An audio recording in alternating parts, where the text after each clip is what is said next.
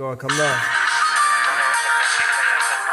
لازم عالي ما جدا ما ودينا ما سد ودينا. نعم أخي. بس فد لحظة هذا صدق أخي ودينا ما. نعم. بلا زحمة عليك. نعم. فد سؤال. أول تمنمس عبيت رصيد أبو 90. نعم. ورسلت لحمية بن عيسى $3.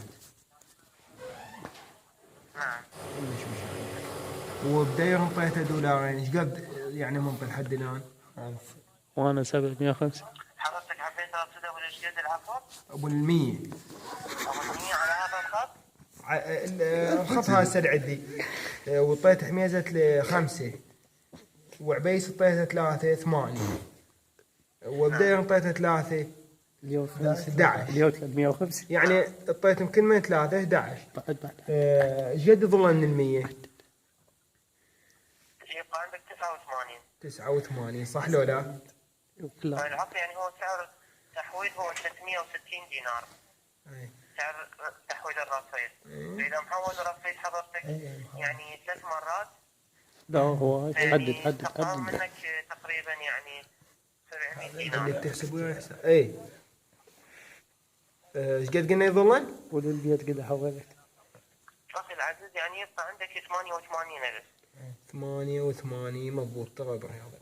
وسعيد يدي عرس طيته هم 3 يا اخي يعني هم اخو بدر هو 3. أخي حضرتك العفو يعني عندك مشكلة ما ظهر لي يعني إنه عندك تعبئة وعندك تحويلات. ليش؟ حضرتك ما عندك تعبئة من فترة طويلة على مو هذا خطك. مو هذا شلون؟ يعني ماكو؟ أي نعم ماكو تحويل ماكو تعبئة مو هذا على بدي. هذا الخط من فترة طويلة. خطك معلق. شلون يعني حبيته قال لي تم التعبئة. نعم احتمال يعني عندك خط ثاني معبي في رصيد أبو 100,000 مو هذا الخط المعلق.